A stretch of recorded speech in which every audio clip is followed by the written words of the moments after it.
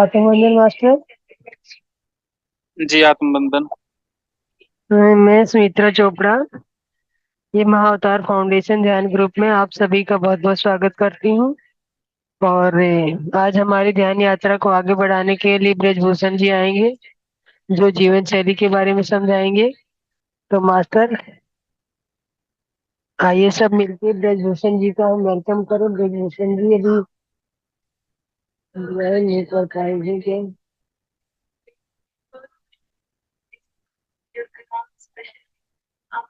तो मास्टर, जब तक अभी ब्रजभूषण जी जुड़ नहीं पाए हैं, तो जब तक आप ध्यान में बैठ जाएं, ध्यान की अवस्था में आ जाइए आप। तीनों क्रॉस लगा लें, अपने पैरों को आलती पालती लगा लें। जो आलती पालती लगा के नहीं बैठ सकते, वे सोफा या कुर्सी पे बैठ जाएं।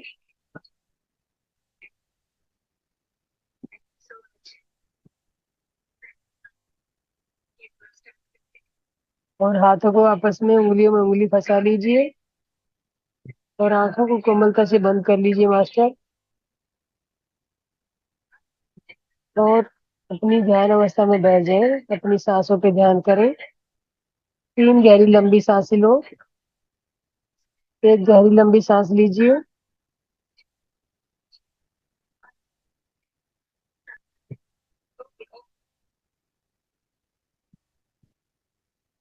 एक गहरी लंबी सांस लीजिए मास्टर। और धीरे से मुंह से छोड़ दीजिए। और एक गहरी लंबी सांस लीजिए और धीरे से मुंह से छोड़ दीजिए। और एक गहरी लंबी सांस लीजिए मास्टर और धीरे से मुंह से छोड़ दीजिए।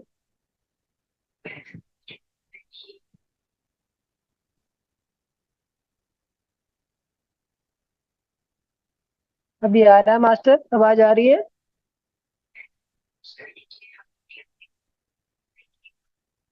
यस, कोई मुझे बताएगा आवाज आ रही है नहीं आ रही है? जी हाँ मैडम, आ रही है आवाज। आ रही है आवाज। आ रही है ओके, मास्टर। ओके, ओके, आ रही ओके, है आ सभी रही है ध्यान आ में। रही है आ रही है आ रही है। जी, सभी ध्यान में बैठ जाए।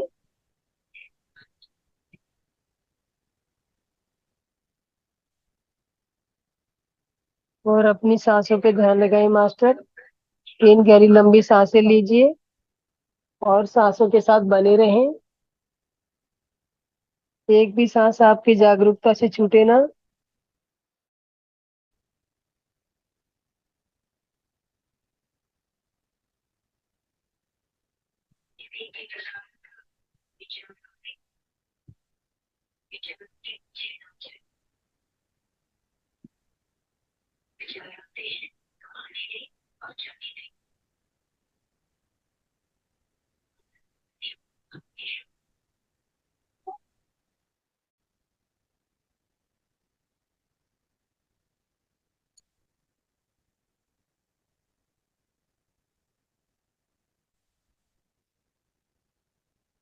हाँ मैं आ गया हूँ। हाँ मैं आ गया। ओके। को आगे बढ़ाइए।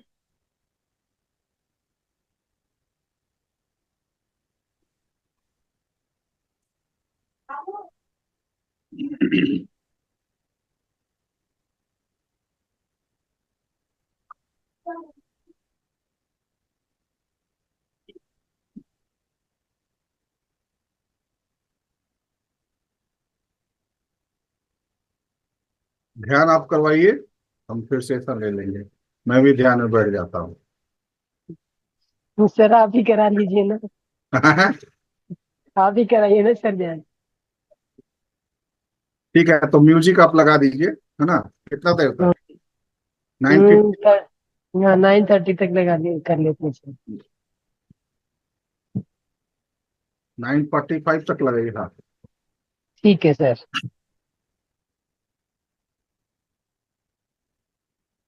नमस्ते मास्टर्स। हम लोग सबसे पहले अभी ध्यान करेंगे, उसके बाद हम लोग सेशन करेंगे। तो सभी से आग्रह है कि अगर वो चश्मा पहने हैं तो चश्मा उतार लें और जो ध्यान की मुद्राएं हैं वो लगा लें। अपने दोनों पैरों को क्रॉस कर लें, अपने दोनों हाथों को क्लैस्प कर लें और कोमलता से अपनी आंखों को बंद कर लें और धीरे धीरे अपनी पूरी सजगता अपनी कोमल श्वासों पर देखें। देखें कि आपकी श्वासें किस गति से आ रही है और जा रही है।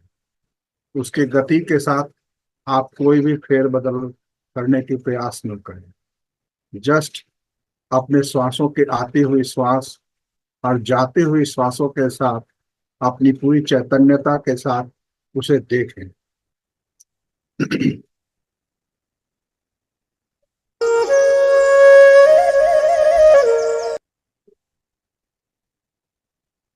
आपका आसन स्थिर आसन हो, आपकी रीढ़ की हड्डी पूरी सीधी हो, पूरे शरीर में कहीं भी स्ट्रेस ना रहे। धीरे धीरे सांस को कोमलता से देखना है और ये महसूस करना है कि आती हुई निर्मल कोमल शीतल श्वास आपके भीतर शरीर में पूरे समाहित हो रही है और धीरे धीरे उस श्वास को जाते हुए भी देखें।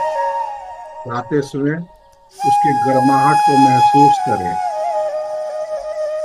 इस प्रकार से आपकी सजगता आपकी श्वासों पर हो।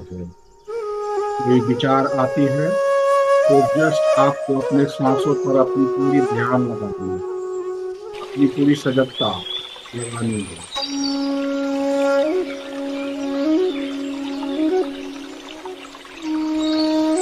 ना ही कोई मंत्र, ना ही कोई जाप, किसी मंत्रों का उच्चारण नहीं करना। केवल और केवल आपको अपने निर्मल श्वासों के आते और जाते हुए गति को देखना है। ना ही अपनी एकाग्रता किसी भी मूर्ति पर या किसी भी चित्र पर लगाना। केवल और केवल आप अपनी आती हुई श्वास और जाती हुई सांसों पर पूरी सजगता से उसको फोकस।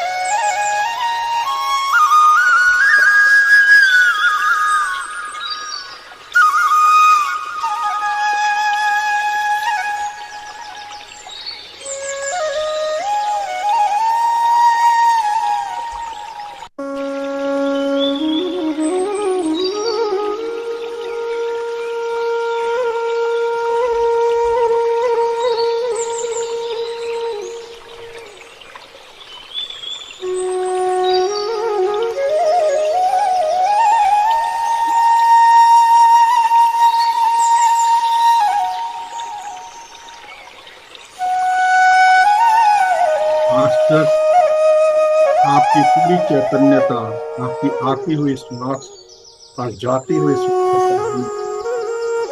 श्वास ही आपका गुरु है।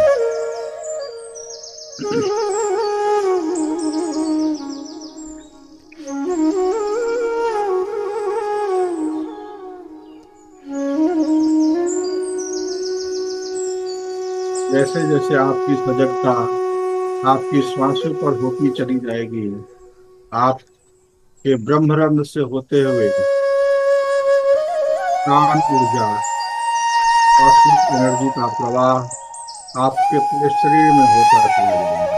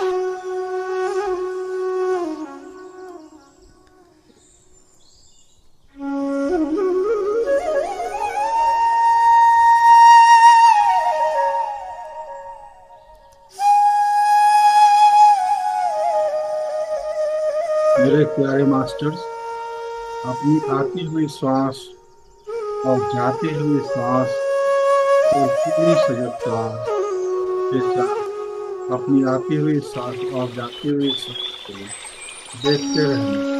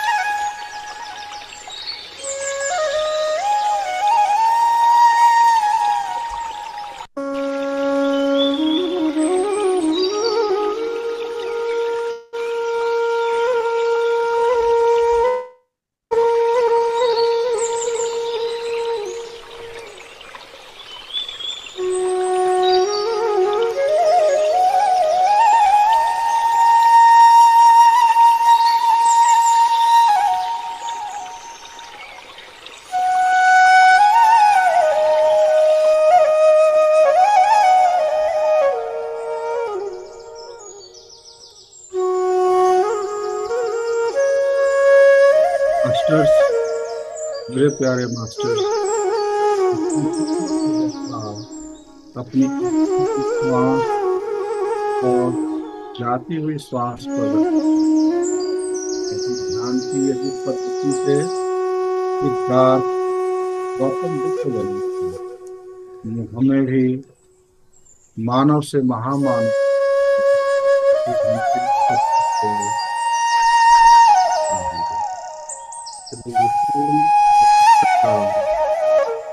अपनी श्वासों के आनवन और जावन कर रखते हैं।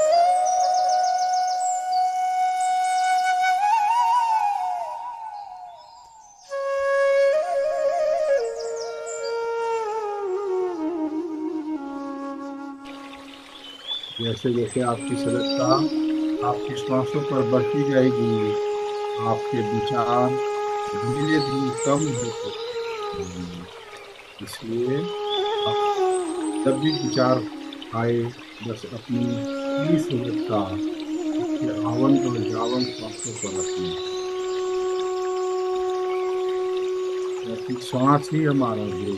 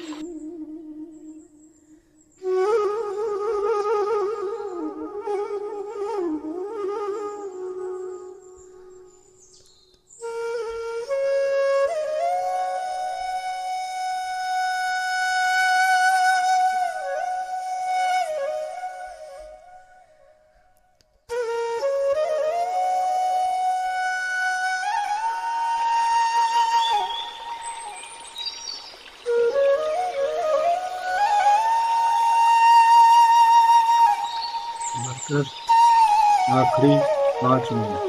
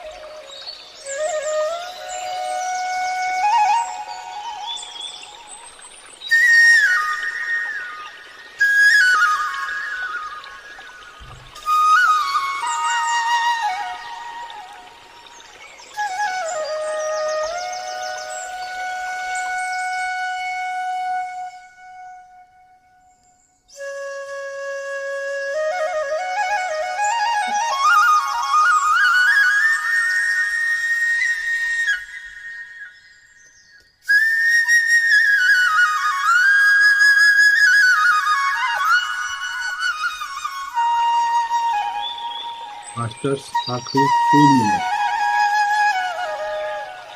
धीरे धीरे आप अपनी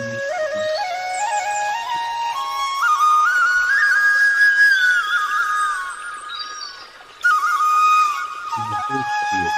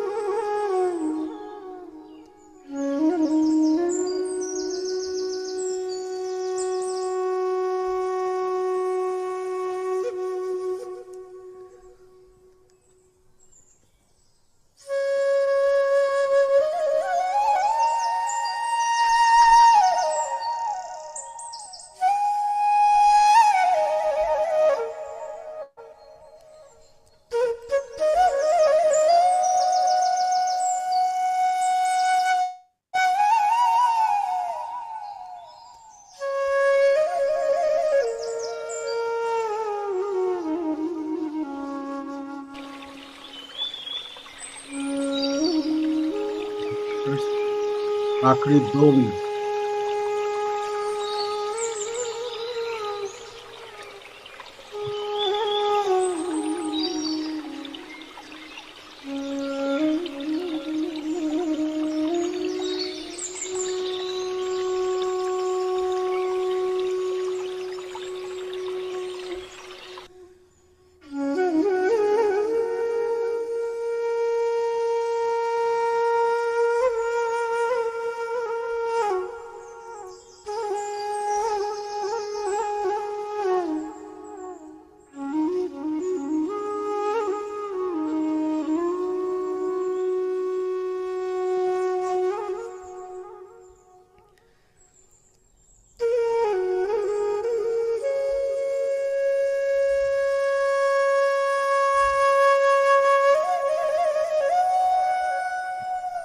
मास्टर्स कोई भी अपनी आंखें नहीं खोलेंगे।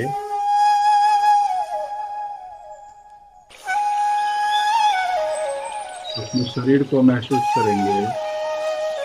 आप जिस कमरे में बैठे हैं उस कमरे को पूरे महसूस कीजिए।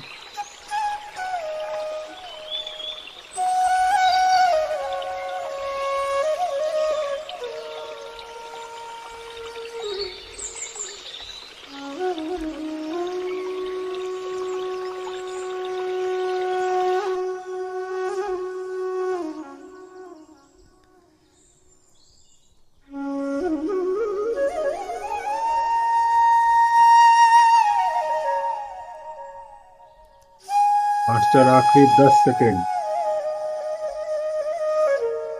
10, 9, 8, 7, 6, 5, 4, 3, 2, 1।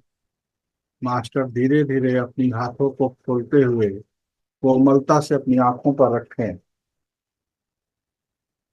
और धीरे धीरे अपनी आंखों को खोलें और हाथ को देखते हुए दूर करें। Thank you masters.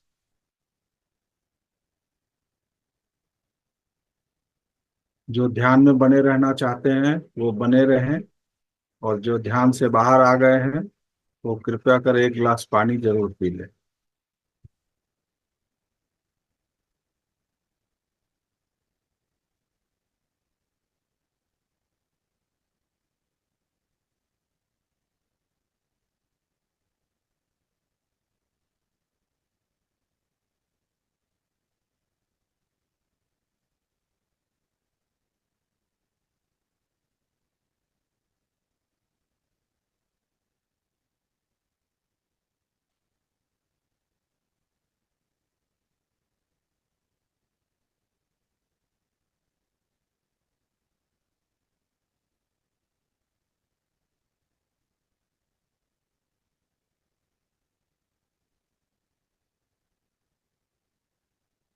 Sumitra madam, आप हैं?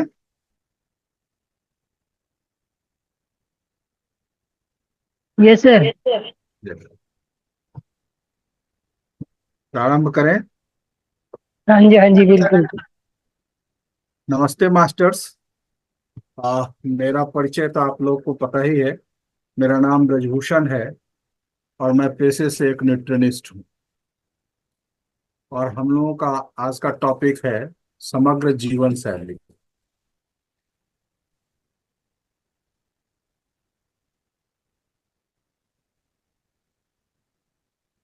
सबसे बड़ी बात क्या है कि समग्र जीवन शैली में हम अपने शरीर को देखते हैं। शरीर स्वस्थ तो मन स्वस्थ। जीवन की हर चीज हमें अच्छी लगती है। अगर शरीर स्वस्थ नहीं है तो हमें कोई काम अच्छा नहीं लगता। हम मन से भी स्वस्थ नहीं रहते।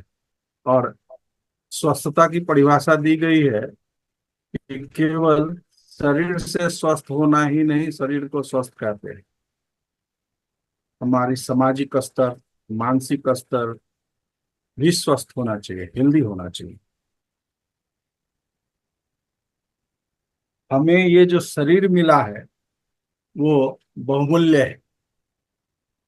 अगर हम अपने शरीर का अवलोकन करते हैं तो पाते हैं कि हमारी नाकें जो 50,000 तरह की सुगंधों को पहचान सकती है, उसी तरह से हमारे शरीर में जो रक्त बहती है उसे भेन, भेन को अगर सारे भेन को अगर हम जोड़ देते हैं तो लगभग पृथ्वी का 2.5 चक्कर लगाता है।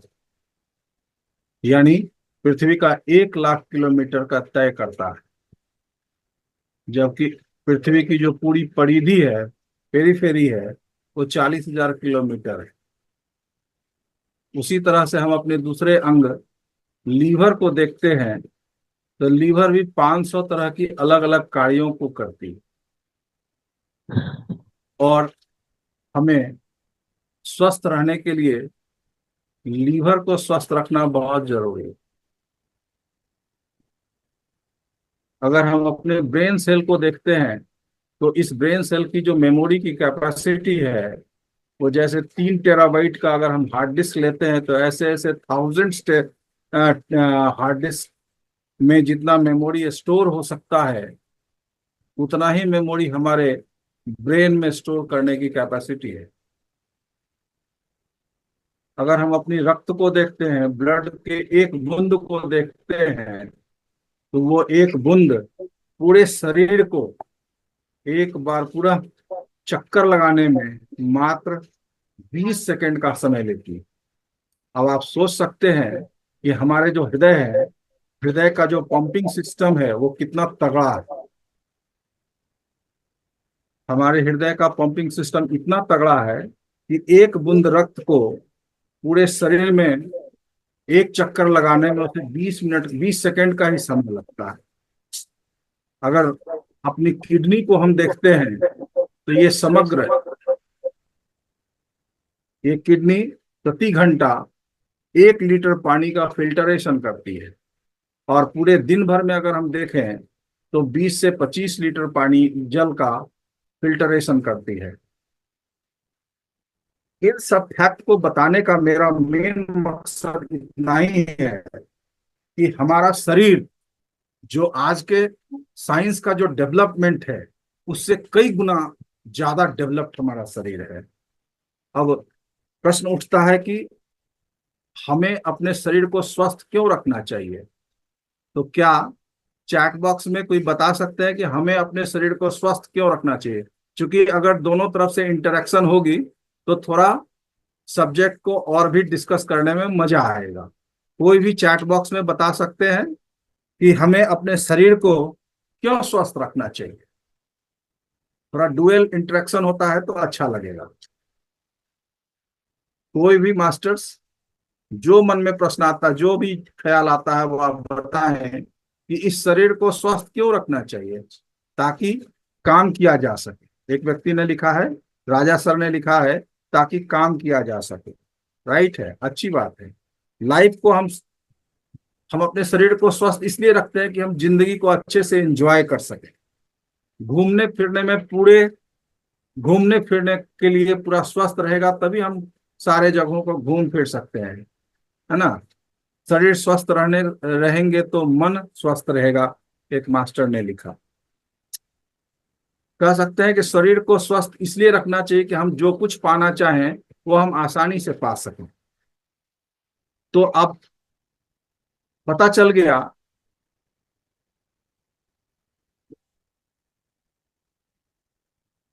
कार्य समाप्त, है ना। यदि शरीर की हमें इतनी जरूरत है तो हमें शरीर के लिए क्या किया है। प्रश्न उठता है कि अगर हमको शरीर की इतनी जरूरत है तो शरीर के लिए हमने क्या किया। हमने तो शरीर को बीमारियों का पुलिंदा बना रखा है ना। वो सारी बीमारी जो हम जो हमको एक बार होती है और जिंदगी भर चलती है, इसका कारण पता है ये क्यों होती है। और इन सारी बीमारियों को, जो बीमारी एक बार हमारे शरीर में आ गया और वो हमारे पूरे जीवन के अंतिम क्षण तक चलता है, तो इन बीमारियों को हम लाइफ स्टाइल बीमारी कहते हैं। और लाइफ स्टाइल बीमारियों की जो प्रतिशतता है वो 90% प्रतिशतता है। और जो बीमारी आती है हफ्ते 10 दिन के लिए रहती है, उसको हम लोग कम्युनिकेबल डिजीज कहते हैं, जो बैक्टीरिया से, वायरस से, बहुत तरह के फंगाई से होता है, या समय सीजन के परिवर्तन होने के कारण होता है। अगर इसको देखा जाए तो ये हफ्ते से 10 दिन से ज्यादा नहीं टिकती है। और ऐसी बीमारियों की संख्या अगर काउंट करेंगे तो मात्र 10% है। और आपको जानकर आश्चर्य होगा कि लाइफ स्टाइल डिजीज केवल और केवल इंसान को होती है। क्या कोई बता सकते हैं कि लाइफ स्टाइल डिजीज केवल और केवल इंसान को होता है, किसी और दूसरे जीव जंतुओं को नहीं होता? इसका कारण क्या है? क्योंकि उनके जीवन में स्टाइल नहीं है। वो जिस तरह से पैदा लिए हैं वो उसी तरह से रहते हैं। वो नेचर के साथ रहते हैं, अपने शरीर के जी। साथ कोई खिलवाड़ नहीं करते हैं, है ना। ये लाइफ में स्टाइल इतना बढ़ गया है, इतना बढ़ गया है कि इंसान का लाइफ ही समाप्त होने की ओर चला गया। लाइफ के स्टाइल के चक्कर में लोग अपनी लाइफ को बर्बाद कर रहे हैं। हम स्वस्थ शरीर के दम पर ही, अगर हमारा शरीर स्वस्थ नहीं है तो हम कुछ भी नहीं कर सकते हैं। जैसे अभी कहे कि अच्छा जीवन जी सके, अच्छे से अपने काम को समाप्त कर सकें, हम अपने जीवन का पूरा आनंद ले सकें, अगर ये लाइफ में ये सब चीज, अगर स्वस्थ शरीर नहीं होगा तो इन सब किसी भी चीज को, हम किसी भी पहलू को पा नहीं सकते। हम स्वस्थ शरीर के दम पर ही धर्म, अर्थ, काम और मोक्ष की प्राप्ति कर सकते हैं।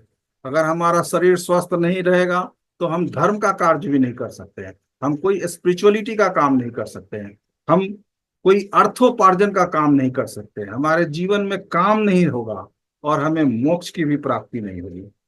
जिस दिन हमारे शरीर की ऊर्जा जीरो होती है उस दिन हमारा वैल्यू भी जीरो हो जाता है। अब एक बात आती है कि जैसे अगर इतना महत्वपूर्ण है, जैसे अगर सोच लिया जाए कि हर आदमी आज के डेट में अपने जीवन में प्रतिवर्ष अपना जीवन में बर्थडे मनाता है ना। जन्म की तारीख आते ही वो बर्थडे की तैयारी करने लगते हैं। और बर्थडे में क्या होता है, हर कोई उनके जो चिर परिचित लोग हैं उनको कोई ना कोई गिफ्ट देते हैं। यदि मान लिया जाए आपके घर में किसी ने गिफ्ट दिया, आपको वो गिफ्ट पसंद नहीं आया, तो आप क्या करते हैं? आप उस गिफ्ट का उतना महत्व नहीं रखते हैं, उसको बढ़िया से संभाल के नहीं रखते, क्योंकि वो आपको पसंद नहीं है। इसका मतलब आप किसका तिरस्कार कर रहे हैं, गिफ्ट का या गिफ्ट देने वाले का? तो पता चलता है कि ये गिफ्ट का तिरस्कार नहीं है, हम गिफ्ट देने वाले का तिरस्कार करते हैं। तो अब आप सोचिए कि हमारा ये शरीर हमें कौन दिया है? माता जी, पिताजी, या माता पिताजी को भी बनाने वाला कौन है? वो ऊपर वाला जो भगवान, जिसे हम परम पिता परमेश्वर कहते हैं। तो इसका मतलब क्या हुआ? जैसे हम गिफ्ट का तिरस्कार नहीं करते हैं बल्कि गिफ्ट को देने वाले का तिरस्कार करते हैं, तो ये जो शरीर दिया है इसको हम कचरों से भरते जा रहे हैं। यानी हम तिरस्कार किसका कर रहे हैं? उस देने वाले का। यानी हम उस परम पिता परमेश्वर का तिरस्कार करते हैं। तो इसके लिए हमको अपने शरीर का ख्याल रखना पड़ेगा। यानी हम अपने शरीर को ख्याल रखने के लिए जो आपाधापी की जिंदगी में जो स्टाइल के चक्कर में भाग रहे हैं उनसे बचना होगा।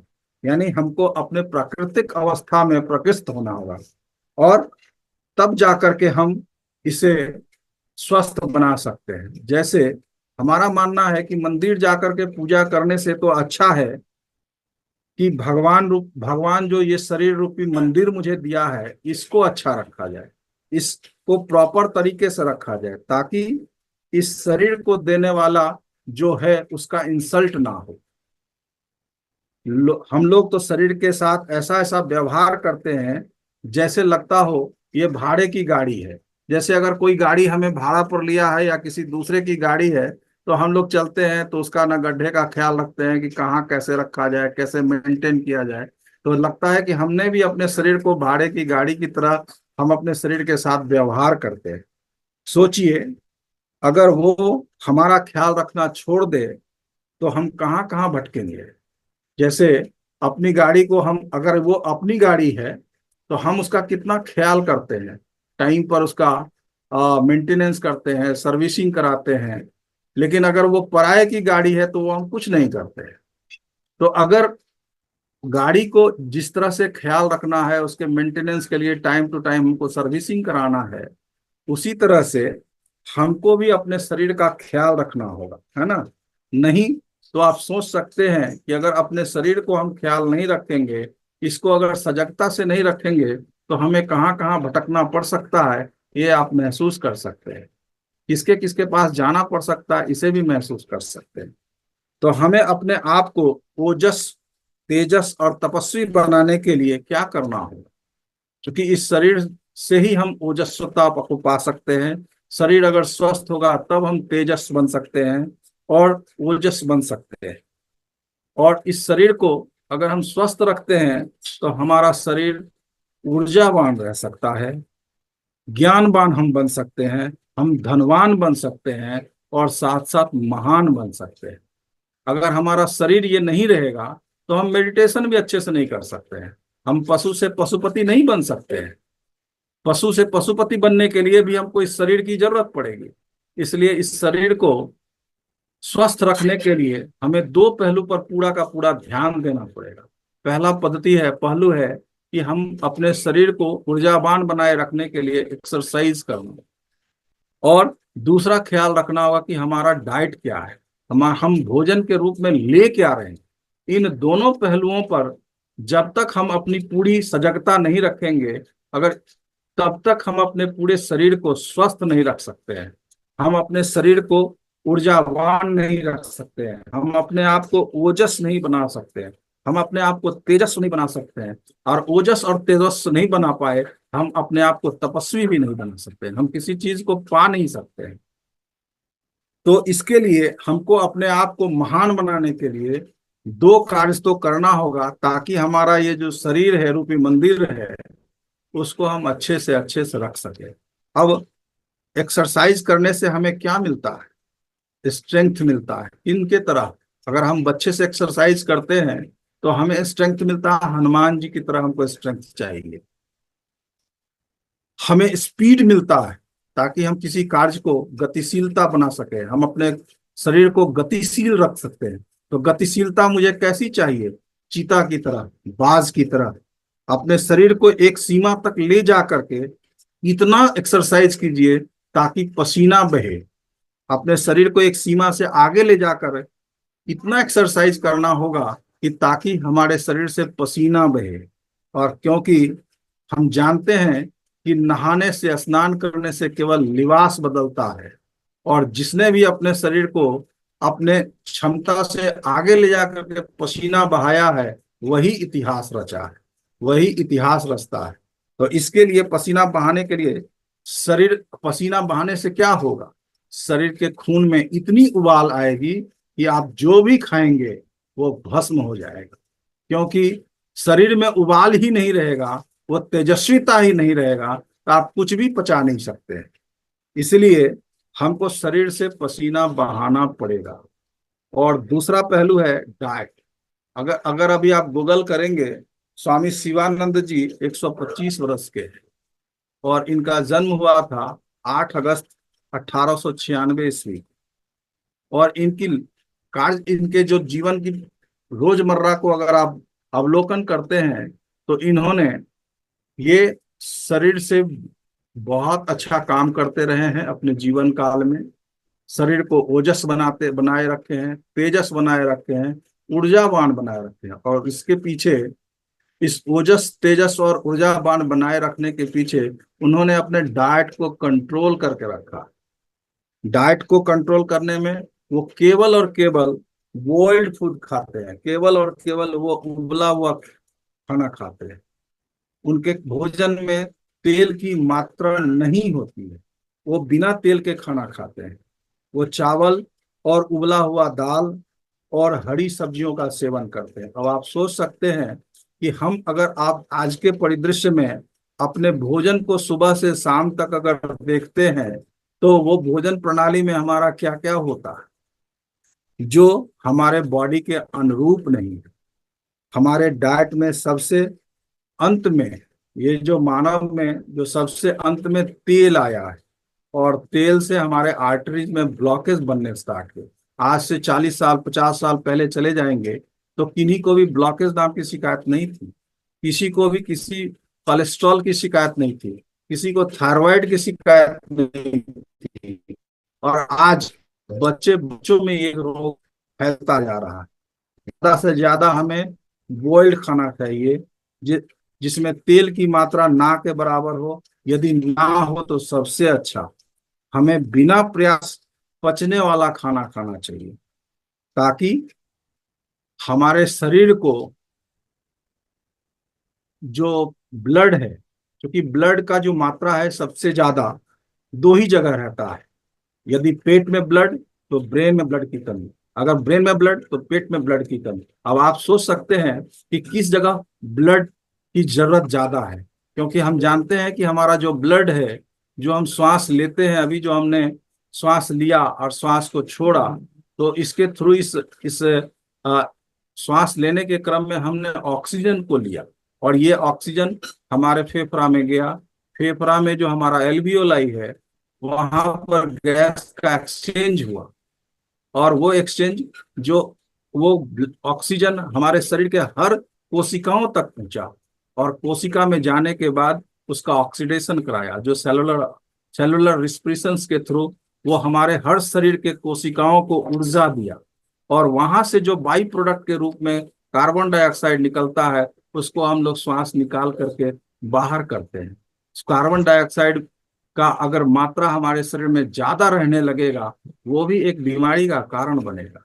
इसलिए हम लोगों को क्या करना चाहिए कि पेट जितना खाना हल्का से हल्का हो, सुपाच्य हो, इजिली डाइजेस्टिबल हो, उसको खाना चाहिए।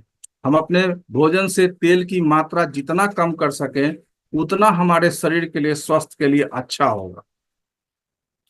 और एक्सरसाइज करके हम अपने शरीर के इंड्योरेंस पावर को, बर्दाश्त करने की क्षमता को बढ़ा सकते हैं।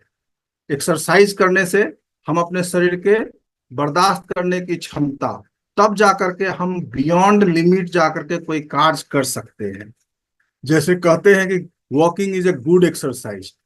अगर आप अपने आप को देखिए तो वॉकिंग सचमुच में गुड एक्सरसाइज है, लेकिन कैसा वॉकिंग, किस तरह का वॉकिंग।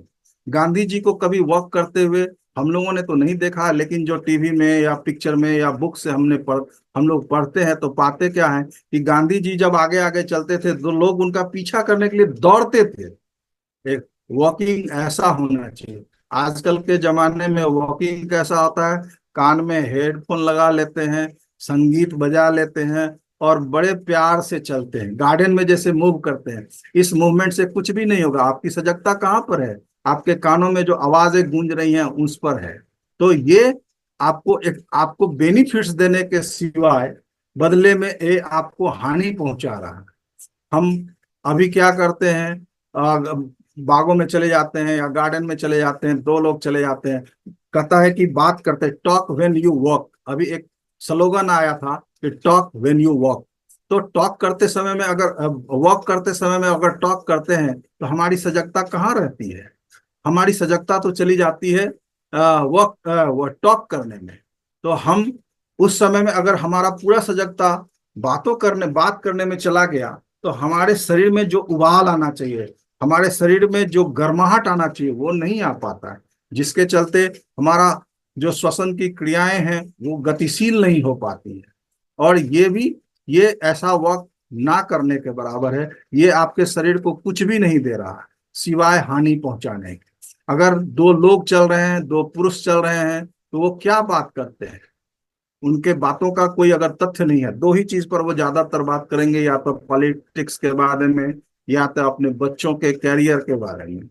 तो वॉक करते समय में ये सब करने की जरूरत नहीं है। अगर वॉक करना है तो गांधी जी के माफिक हमें वॉक करना चाहिए, ताकि हमारा पीछा कर सके, जो हमारे पीछे पीछे उनको दौड़ना पड़े। इस तरह का वॉक से हमारे शरीर में वो ऊर्जा महसूस होगा।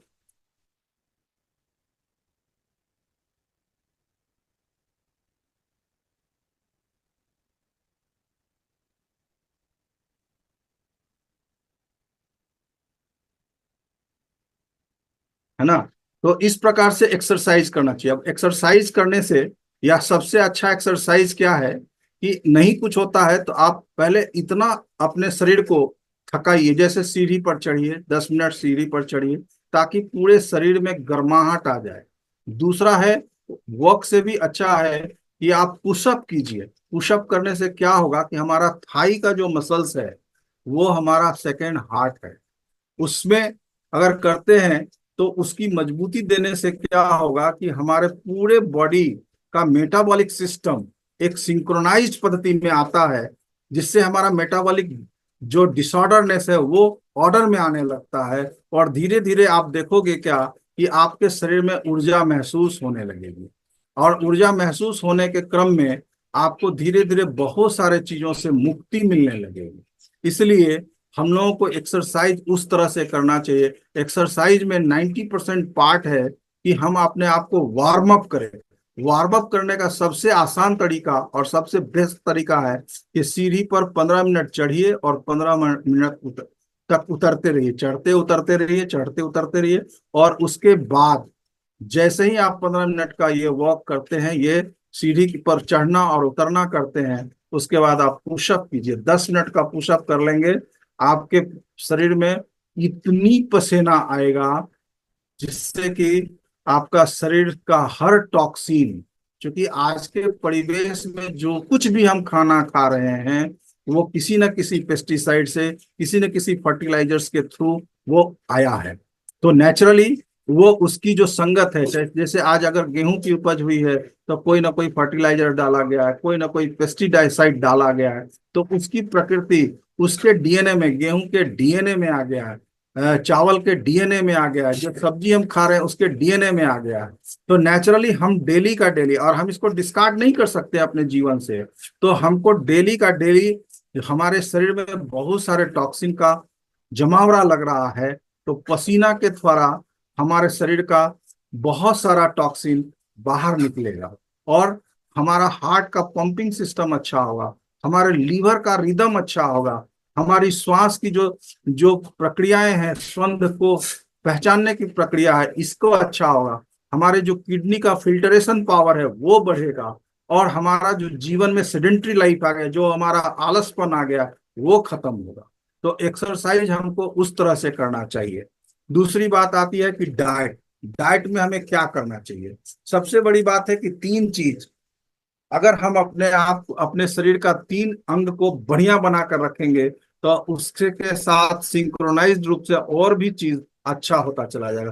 पहला है लीवर, दूसरा है हमारा गट, जो हमारा माउथ से लेकर के एब्डोमेन होते हुए एनस तक का जाता है, ये गट, और तीसरा है हमारा किडनी। ये तीन ऑर्गन्स अगर हमारा प्रॉपर रूप से सिंक्रोनाइज रहेगा तो हम अपने आप को 100% स्वस्थ मान सकते हैं। और इसके लिए हमारा जो भी भोजन हो वो संपूर्ण आहार के रूप में हो, संपूर्ण पोषकता के साथ वो हो। हम अगर अपने सुबह से शाम तक अगर अपने भोजन को देखें तो सुबह में हम नाश्ते के रूप में क्या लेते हैं, नाश्ते के रूप में भी देखेंगे तो अपनी थाली का आकलन करेंगे तो वो हमारा बैलेंस डाइट है या नहीं है। कार्बोहाइड्रेट की मात्रा ज्यादा है, प्रोटीन की मात्रा उससे कम है, और ग्रीन वेजिटेबल्स की मात्रा सबसे कम है, जो हमको मिनरल्स एंड विटामिन देता है। तो इस प्रकार से हम देखते क्या है कि धीरे धीरे जैसे जैसे आपका कम उम्र है और उम्र बढ़ता चला जाता है तो बहुत सारे जो न्यूट्रिएंट्स हैं उसकी भी कमी होने लगती है शरीर में, और वो न्यूट्रिएंट्स के कमी के होने के कारण हमारा शरीर बीमार पड़ता है। और हम बीमार तब महसूस करते हैं, शुरुआती दौर में हमें पता नहीं चलता है कि हमारे इंटरनल सिस्टम में हमारे साथ हो क्या रहा है। तो अब हमें पता कब चलता है, जब हम बीमार पड़ जाते हैं, हम पूर्ण रूप से अस्वस्थ हो जाते हैं, तब हम सजग होते हैं। तो इससे अच्छा है कि उस अवस्था में पहुंचने से पहले हम अपने आप को, अपने भोजन प्रणाली में आजकल क्या हो गया है कि बहुत सारे लोग आपाधापी में फास्ट फूड खा करके अपने पूरे दिन निकाल देते हैं, चाहे बाहर का खा करके अपने दिल निकाल लेते हैं, और उसको समझते हैं कि ये मेरे स्टाइल में अच्छा खाना है। फास्ट फूड हमारे जीवन का एक अभिन्न अंग बनता चला जा रहा है। तो अब आप इसको, हमको अपने बॉडी को जिस तरह से हम अपनी गाड़ी का रिदमिकली एक टाइम पीरियड पर आकर के सर्विसिंग कराते हैं, तो हमको भी अपने शरीर को सर्विसिंग करना चाहिए। सर्विसिंग करने के लिए चूंकि हमारे शरीर में डेली का डेली टॉक्सिन जाता है, जिससे हमारे शरीर का जो इंटरनल इन्वायरमेंट है वो अल्कलाइन से एसिड की ओर बढ़ता चला जा रहा है। क्योंकि ये इम्बैलेंस होगा, ये तब तक आपको पता नहीं चलता है कि हम कोई रोग से ग्रसित हो रहे हैं या रोग की तरफ बढ़ रहे हैं। इसलिए कि जैसे जैसे अल्कलिनिटी की प्रतिशतता घटती चली जाती है और एसिडिटी की मात्रा बढ़ती चली जाती है, जब इन दोनों में बैलेंस कमजोर, यानी एसिड की मात्रा हमारे इंटरनल एनवायरनमेंट में ज्यादा होगा, तो हम बीमार पड़ते हैं। और एसिड बढ़ने के कारण ही कोलेस्ट्रॉल का जमाव होता है, हमारा ब्लड क्लॉट होने लगता है, हमारे हार्ट में ब्लॉकेज आते हैं। तो हम अपने खाना में, भोजन में देखना होगा कि हम किस तरह का भोजन ले रहे हैं, हमारे भोजन की प्रकृति क्या है। अगर आप देखोगे अभी का जितना भी भोजन प्रणाली है, जितना भी भोजन से रिलेटेड डिशेज हैं, वो मोस्ट ऑफ द डिशेज जो है एसिडिक है। तो हमको उन सारे भोजनों से बचना होगा। प्लस हम अपने शरीर को प्रतिदिन दिन के हिसाब से डिटॉक्स करते रहना पड़ेगा, और साल में हर 3 महीने में अपने लीवर के डिटॉक्सिफिकेशंस का भी प्रणाली अपनाना होगा, ताकि हमारा लीवर सही रहेगा, हमारा गट सिस्टम सही रहेगा। इससे धीरे धीरे हम अपने शरीर को बचा सकते हैं, हम अपने शरीर को स्वस्थ रख सकते हैं। चाहे तो दिन भर अब जैसे कह सकते हैं कि डिटॉक्स वाटर बना कैसे सकते हैं, तो खीरा, नींबू, पुदीना, इन तीनों चीज को अगर रात में एक गिलास के, शीशे के गिलास में अगर भिगो कर रख दें और सुबह उठने के साथ साथ इसको छान करके अगर आप पी लेते हैं, तो जो रोजमर्रा में आपके शरीर में जो टॉक्सिन आ रहा है उसको आप निकाल लें, उसको आप इजिली बाहर कर सकते हैं। क्योंकि ये जो है वो हमारे गट सिस्टम को एक मूवमेंट देता है, ताकि जो गट में हमारा जो भी हमारा वेस्टेड मटेरियल है, जो हाँ वेल उसको हम बाहर निकाल सकते हैं। वो हमारे बॉवेल सिंड्रोम, बॉवेल्स के मूवमेंट को गति देता है, उसके थ्रू हमारे यूरिनेशन को गति देता है, उसके थ्रू डिटॉक्सिफिकेशन, ये पद्धति से हम डेली कर सकते हैं। और उसके बाद भी हम हर 3 महीना में एक प्रॉपर तरीके से हम लीवर का डिटॉक्सिफिकेशन करें। अगर लीवर का डिटॉक्सिफिकेशन हम करते जाएंगे तो बहुत सारी बीमारियों से आप बच सकते हैं और आप अपने शरीर को स्वस्थ रख सकते हैं। इस प्रकार से जैसे लीवर डिटॉक्स करने का जो फायदा है, क्या क्या हो सकता है। जैसे हम कॉन्स्टिपेटेड है, आज के डेट में अगर आप देखोगे तो 90%, 95% लोग को कॉन्स्टिपेशन है। लोग को पता ही नहीं चलता है। अगर आप पूछोगे किसी से तो कहेगा नहीं नहीं हमारा तो बहुत अच्छा है, लेकिन अगर आप उसका रियल एग्जामिनिंग करोगे तो पाओगे कि वो भी कॉन्स्टिपेटेड है। लीवर डिटॉक्सिफिकेशन करने से आपका बीपी नॉर्मल हो जाएगा, हाई बीपी से नॉर्मलसी की तरफ जाएगी। आपको लीवर का डिटॉक्सिफिकेशन करने से आपका ब्लॉटिंग और गैस के समस्या से आप निजात पाओगे। एसिड रिफ्लक्स से निजात पाओगे, जो गले में जलन, हार्ट में बर्न, जलन के महसूस होता है। जो आप हेवी वेट लेकर के चल रहे हो, वो आपका वेट लॉस भी होना स्टार्ट करेगा। अगर आप लीन एंड थीन हो तो आपका वेट भी मेंटेन होगा according to your age, according to your height. Chronic जो जैसे सुबह सुबह में आजकल सुनते हो कि सुबह सुबह उठते हो तो बहुत आलस लगता है, जो फटिगनेस है वो कम होगा, उससे छुटकारा मिलेगा। और साथ साथ जो आज के डेट में डिप्रेशन की समस्याएं बढ़ती जा रही है, इनसे आप निजात पा सकते हो। तो कहा गया है कंज्यूम मोर वाटर। और पानी कितना पीना चाहिए, सब कोई जानते हैं कि सुबह सुबह उठ करके पानी पीना चाहिए। पानी कैसे पीना चाहिए और पानी कितना पीना चाहिए, ये एक प्रश्न है। ये पानी हमें उकड़ू कितना पीना चाहिए और कैसे पीना चाहिए। तो सबसे बड़ी बात आजकल सब उकड़ू कोई।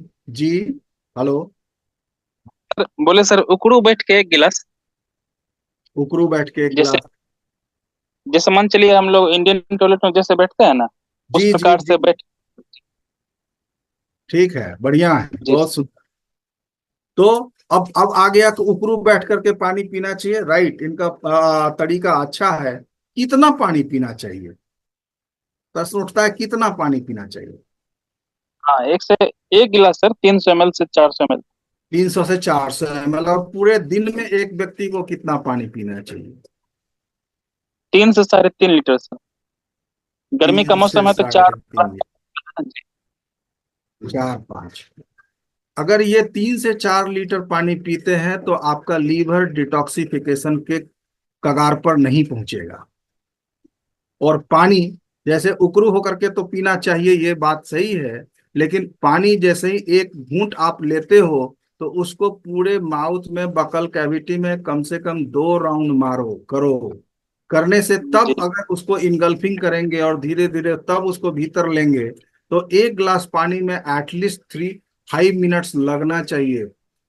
4 मिनट से 5 मिनट लगना चाहिए। अगर वो फर्स्ट पानी ले रहे हैं तो 4 से 5 मिनट। अगर उपरू बैठ करके ये पानी पीने लगेंगे तो शुरुआती दौर में आप पी लेंगे, लेकिन जैसे ही आपका बॉडी आपका साथ उसके साथ सिंक्रोनाइज होने लगेगा, तो हम समझते हैं कि आधे गिलास पानी पीते पीते आपको टॉयलेट जाना पड़ेगा।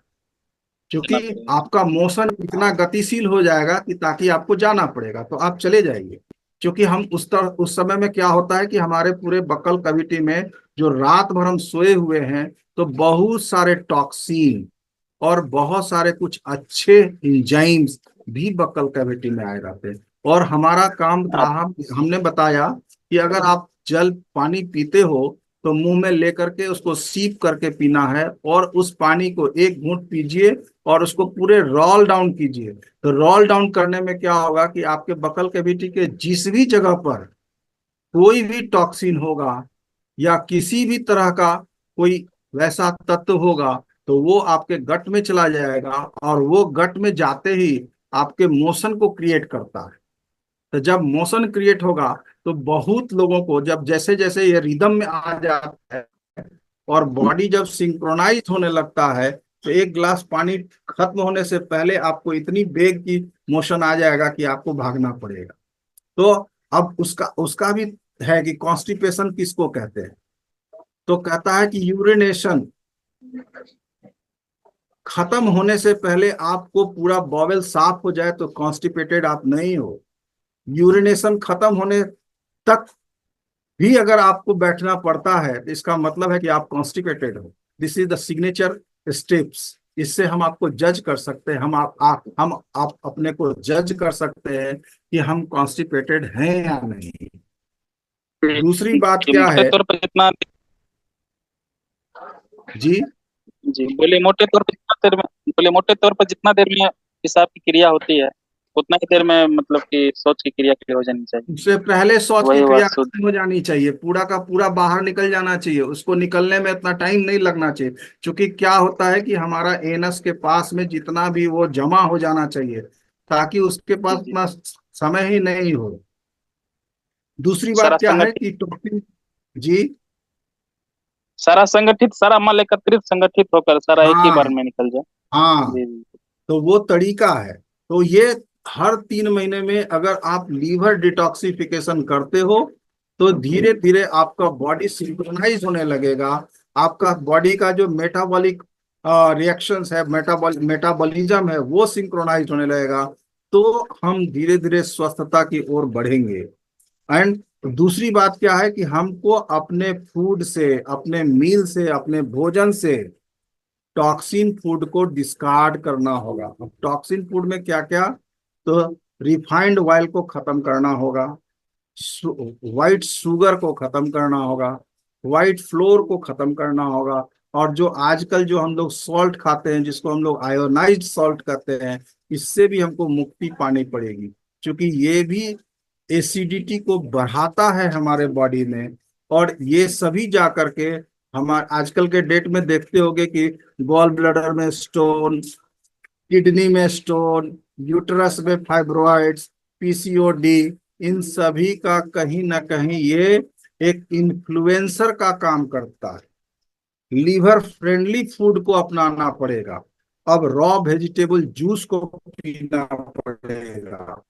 उसके बाद हमको वैसा फूड को चूज करना होगा जिसमें पोटेशियम की मात्रा ज्यादा हो। क्योंकि पोटेशियम जो है हमारे शरीर को, हमारे लीवर को क्लीन करने में मदद करता है, हमारे सिस्टोलिक प्रेशर को कम करता है, अगर हाई हो गया है तो उसको कम करता है, कोलेस्ट्रॉल जो हमारे शरीर में बैड कोलेस्ट्रॉल है उसको ठीक करता है, और हमारे कार्डियोवैस्कुलर सिस्टम को रिदम में लाता है।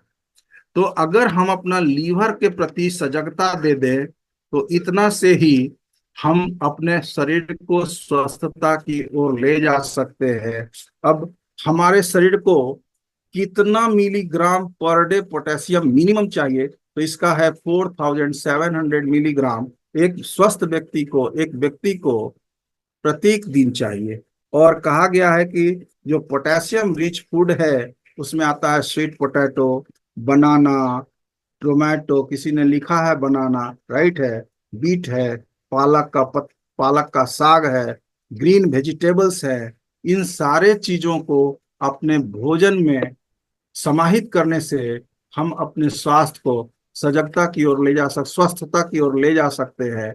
और इस प्रकार से हम धीरे धीरे अगर अपने लाइफ स्टाइल को बदलते हैं, लाइफ में स्टाइल नहीं लाना है बल्कि लाइफ स्टाइल को बदल करके हम बहुत सारी बीमारियों से अपने आप को मुक्त रख सकते हैं, हम अपने शरीर को स्वस्थ रख सकते हैं। और इस प्रकार से हम कोई भी काम, अगर आज हम मेडिटेशन करने के लिए बैठे हैं और हमारे शरीर में कोई हम रोगग्रस्त होंगे तो शायद हम मेडिटेशन भी अच्छे से नहीं कर पाएंगे। और ये जो कहा गया है कि स्वस्थ, हम मेडिटेशन करते हैं और हम लोगों को पत्री जी का तो बहुत कृतज्ञ ग्रेटिट्यूड देना चाहिए, ताकि इन्होंने इतना आसान पद्धति हम लोगों को दिया। यही पद्धति है जो हमें पशु से पशुपति बना सकता है। और हमारे पास जो पशुपास्त्र है वह श्वासों की क्रिया है। तो अब ये श्वास आना और जाना, श्वास को लेकर के हम अपने आप को पशु से पशुपति बना सकते हैं।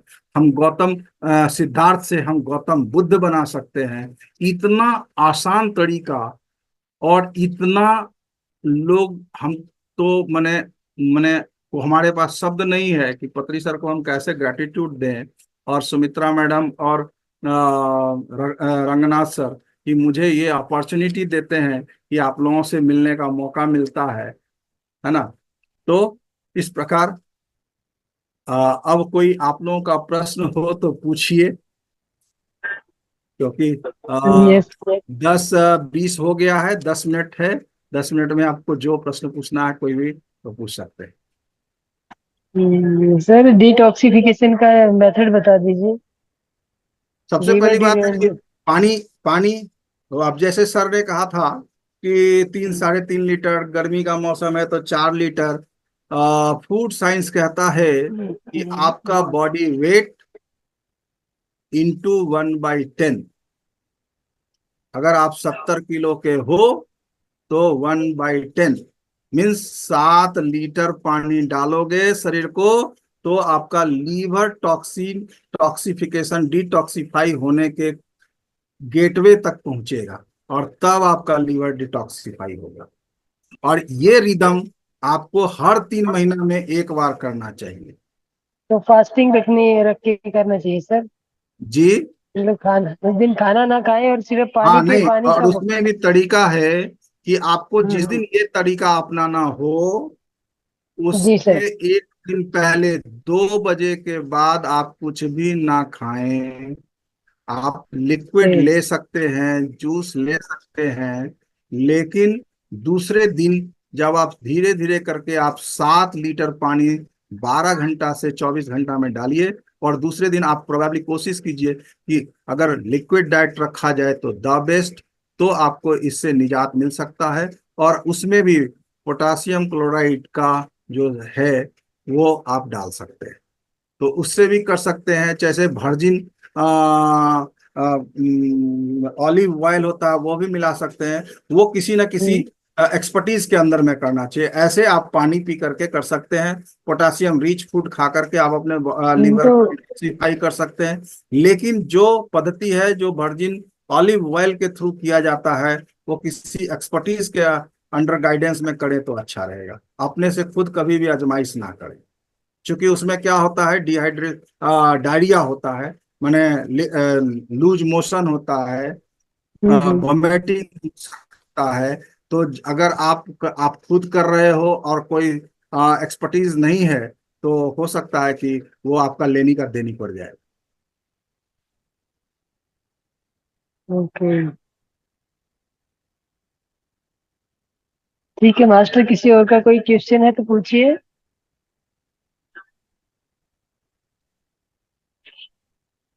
आप डॉक्टर हैं सर?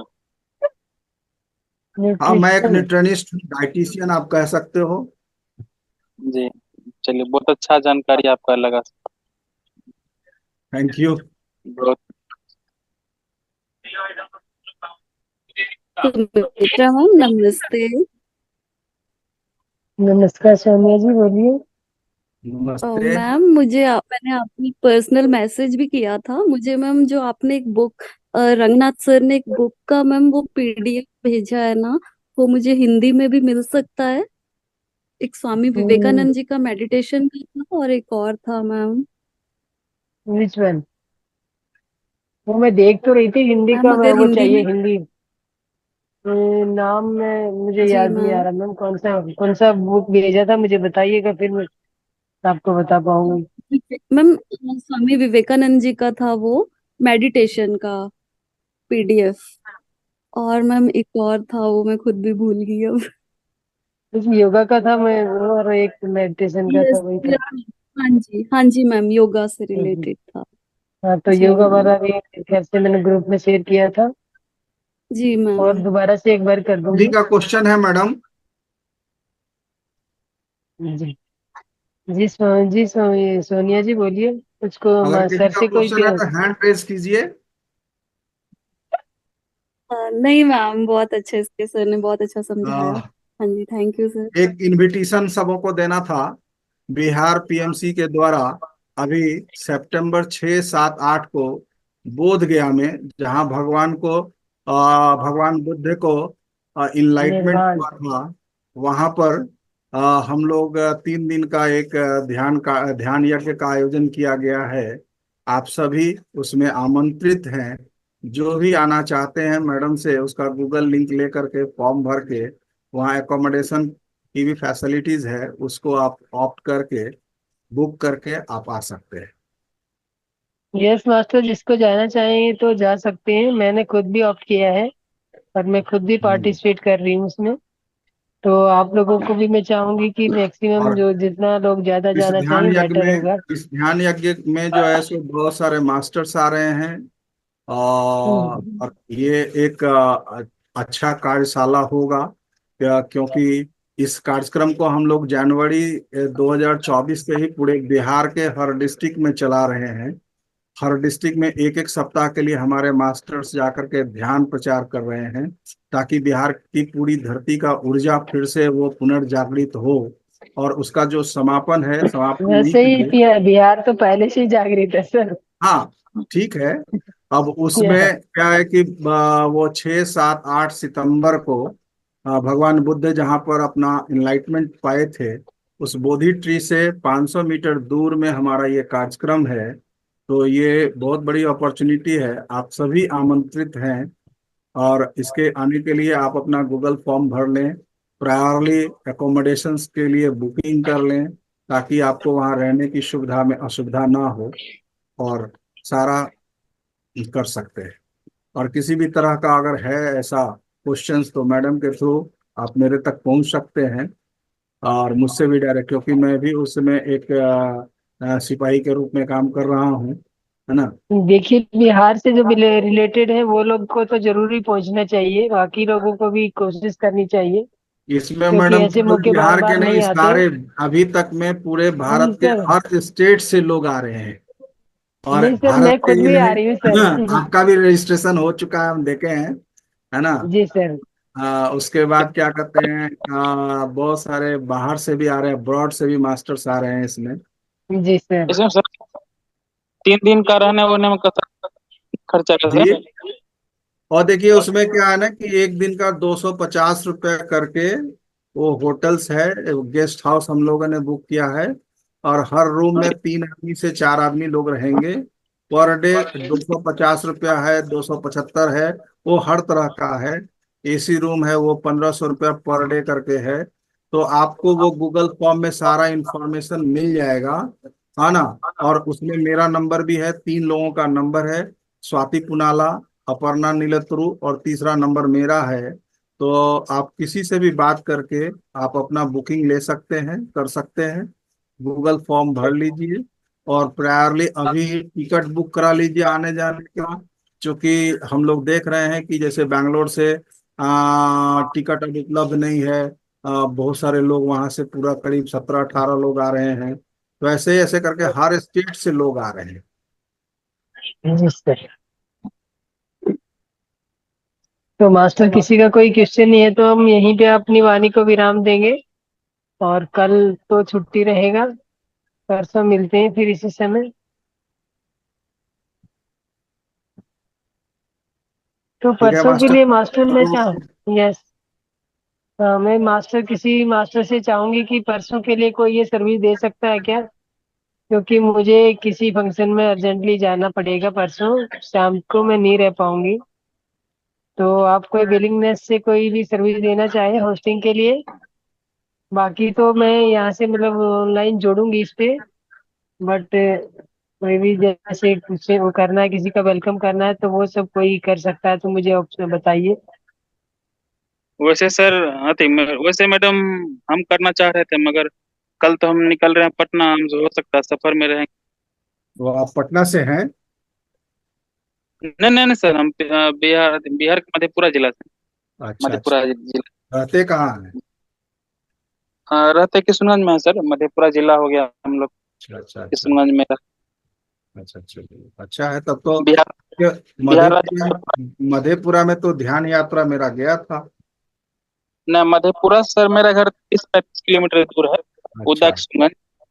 अच्छा। अच्छा, आप सुमित्रा मैडम के थ्रू आप अपना नंबर दे दीजिएगा, या जी। मेरा नंबर लेकर के आप व्हाट्सअप करिएगा तो आपको बिहार ग्रुप में भी ऐड कर देंगे, हम्म, क्योंकि मधेपुरा का भी मेरा व्हाट्सअप ग्रुप है।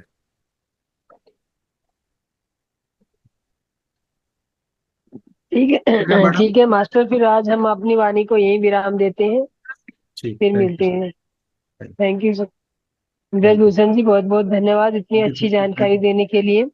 थैंक यू मैडम, और थैंक सर मैं आपसे मतलब पर्सनली चाहूंगी, जो वर्जन एक्स्ट्रा वर्जन आवाज वाला, कट जो गया ऑलिव ऑयल वाला, जो ऑलिव ऑयल वाला जो था सर, डिटॉक्सिफिकेशन वाला सिस्टम, तो उसके लिए मैं थोड़ा आपको पर्सनली चाहूंगी कि आप मुझे थोड़ा गाइड कीजिए। ठीक है मैडम, ठीक है। ओके सर, कल मैं ठीक है या मैडम, किसी अभी टाइम में आपको कॉल कर सकते हैं। मंडे टू सैटरडे अगर फोन करना है तो रात में, जी सर। क्योंकि पूरे दिन मैं बिजी रहता हूँ, है ना हाँ सर। जी सर, वो हम भी समझते हैं। रंगनाथ सर आज 2-3 बार कॉल किए थे तो हम उठा भी नहीं पाए थे। हम्म, हाँ, और हाँ संडे हाँ। कभी भी 10 बजे के बाद कभी भी कॉल कीजिए। सर सर कल आवाज कट। संडे है तो मैं कल आपका ये बेनिफिट लेना चाहूंगी, क्योंकि मैंने वैसे अपने पर्सनली किया है मैंने। जी। उससे देखिए उसके एप्सम सॉल्ट के साथ किया है, जो लूज मोशन वगैरह लगते हैं। हम्म। तो वो एप्सम सॉल्ट वाला है या कोई और भी मेथड है, तो वो मैं पूछना चाहूंगी। वो जैसे आपसे डिस्कस करेंगे, आपका लाइफ हिस्ट्री जानेंगे, आपका एक्टिविटीज जानेंगे, जैसे वो कहा जी जाता है, सर। पूरा हिस्ट्री लेने के बाद तब आपके अनुसार आपका डिटॉक्सिफिकेशन का मेथड हम लोग बताते हैं। किसी भी पेशेंट का सर हम कल। लोग किसी भी व्यक्ति का हाँ जब हम पर्सनल उसके साथ सेशन करके उनका सारा डाटा कलेक्ट करके तब हम लोग निर्णय लेते हैं कि उनको डिटॉक्सिफिकेशन का कौन सा मेथड सूट करेगा। ओके सर, मैं कल सर आपको ये सेवा देने लेना चाहूंगी। कल ठीक। संडे है। ठीक। हाँ। ठीक है, thank you all of you master. और ब्रजभूषण जी, आपका बहुत बहुत धन्यवाद अपना कीमती समय निकाल के थैंक यू इस मैडम, मंच को थैंक जो यू। आपने दिया। तो हम तो अहोभाग्य बहुत हैं बहुत कि आप लोग मौका देते हैं। बहुत बहुत धन्यवाद सर, आपका बहुत बहुत ग्रेटिट्यूड।